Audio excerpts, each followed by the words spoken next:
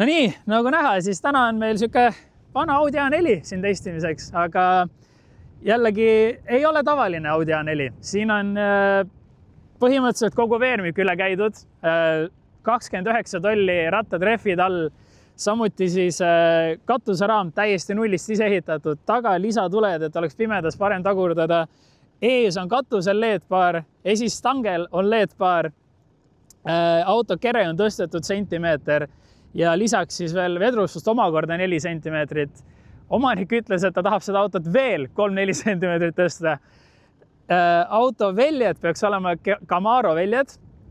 Päris kindel selles ei ole.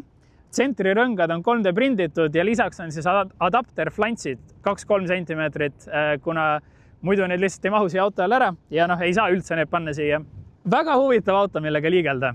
Just kõik see quattro ja see kõrge clearance ja need rämedalt suure mudarehvid teevad see sõidu päris huvitavaks. Just siin karjääris erinevatel metsateedel selle autoga väga naljalt hätta ei jää. Võib-olla alles siis, kui sa tõesti lihtsalt juba otsidki seda nagu äärmuse piiri.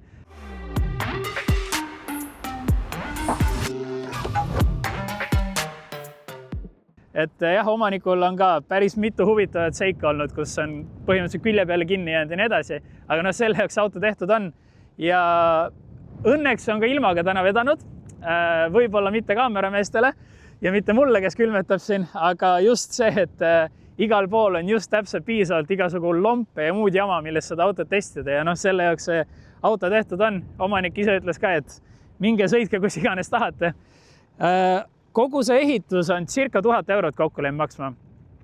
Seal siis töötund ei ole, kuna omanik tegi selle ise. Ja seal on siis sees ka nii-öelda trial and error, et mingid jupid, mis ta ostis, neid siia auto peale ei pannud, aga jah, see hind on seal sees.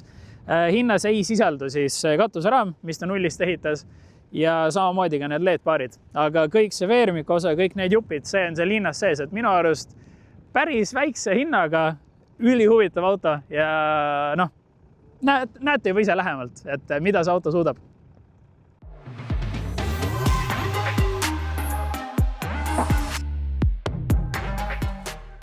Nüüd siis selle off-road A4 roolis.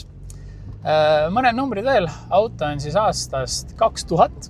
Tal on 1,9 liitrine turbodiiselmootor, 4 vedu, 85 kilovatti.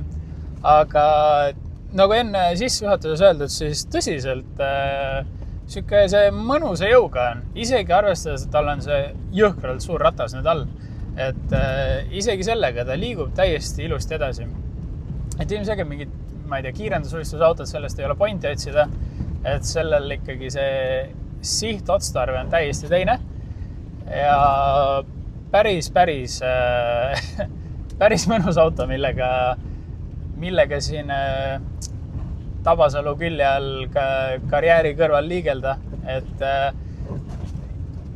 saab väga hästi hakkama siin selle maastikuga, mis meil siin on praegu täna ja üsna siuke lõbus ja täiesti teistsugune sellest, mis muidu siin Vine Visualil muidu on olnud, et muidu on meil siin igasugused sportautod ja siuksed, ütleme siis justkui tavalised autod, mõned, aga see on jah ikkagi täiesti teistsugune, et ikkagi kellegi käsitöö ja peab tunnistama, et päris hästi on tehtud seda käsitööd. Et kindlasti siin muidugi mingit siukest igapäevasõidukit väga hullult pole pointi taga ajada, kuigi jällegi ma ei kahtle, et sellega ka igapäevaselt saab sõidetud. Et jah, maanteel see rehvimüra on üpris suur, aga jällegi tänu sellele ei kuule mingit tuulemüra. Ja ei kuule ka seda, et sul katusel on siin rehv, mis on väga ebaerodünaamiline. Et muidu see tuulevihin võib ikkagi päris korralik olla. Aga jah, ega praegu siin saigi natukene teda karjäärisemal maastikul katsetatud, sai natukene sõidetud maanteel temaga. Ega üldiselt nagu vana Audi A4 ikka, salong on nagu neil salong on. Et jällegi sellise auto puhul ma arvan, see igasugune salongi sellised asjad on üsna teisejärguline. Olulised aspektid on ikkagi need, et kas sa sellega kuskil maastikul enda sõbrale järgi jõuad, kellel võib-olla on eraldi maastur selle jaoks, suure tõenäosusega jõuad, sest et tal see läbivus on väga hea.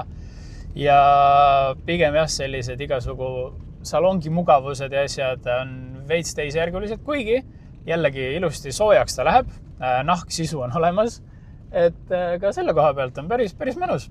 Ja nagu mainitud, omanik tahab ka veel kõrgemaks seda autot teha ja arvatavasti seda autot koos mõne sarnase autoga näeb juba uuesti tegelikult ka talvel, sest neid peaks tulema veel paar tükki selliseid. Ja siis juba saab natuke lähemalt rääkida ka omanikega. Aga jah, praegu üldiselt sõidumugavus on tegelikult päris hea. Selle koha pealt on ta linnas, ma arvan, päris mõnus, et kui on vaja kuhu äärekivi otsa parkides väga ei pea muretsema. Et kohe saame vaadata, kuidas ta ka siin metsamaastikul toimetab ja siis juba võtta kokku ka kõik need mõtted, mis selle autoga tekkinud on.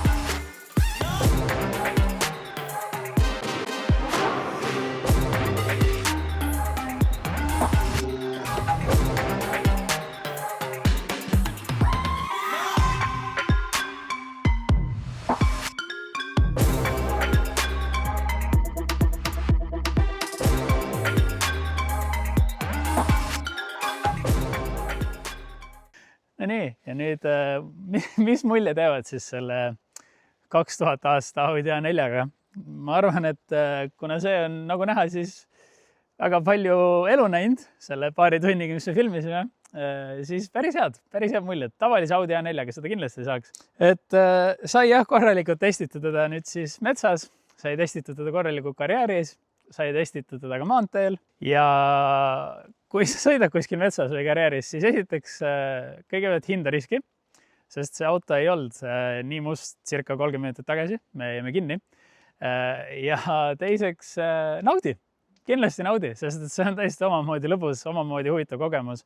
Et jah, üks on siis kiired autod, need M2, M240, mis siin käinud on ja täiesti teine äärmus ongi kõik see off-roading, et ja peab tunnistama, et see oli ülikõva. Ja kui vähegi endal võimalik on midagi sarnast proovida ükskõik mis autoga, siis proovi. Sooviks kindlasti tänada Kevinit, kelle auto see siis on. Nagu ütlesin, tal on selle autoga veel suuremad plaanid. Arvatavasti, kui ta need täide viib, siis me samas kohas enam kinni ei jää. Ja sooviks siin kohal ka välja tuua sihukese ettevõtte nagu Painttest, kus siis Kevin ka toimetab. See auto saab Painttestis arvatavasti varsti endale musta Raptor värvi. Ehk siis enam ei pea, ütleme, kui võib-olla praegu väga ei muretse jooksude pärast, siis peale seda ei pea üldse enam muretsema nende pärast. Et jah, selle auto seiklus, ütleme, läheb veel edasi kindlalt. Ja nagu ma ütlesin, siis arvatavasti ka siin talve jooksul näeme seda autot uuesti, siis juba arvatavasti enda uues vormis ja võib-olla veel teiste samasuguste sõpradega. Aga jah, ega siit minu poolt on kõik ja eks me näe, mis järgmine kord tuleb. Tšau, plau!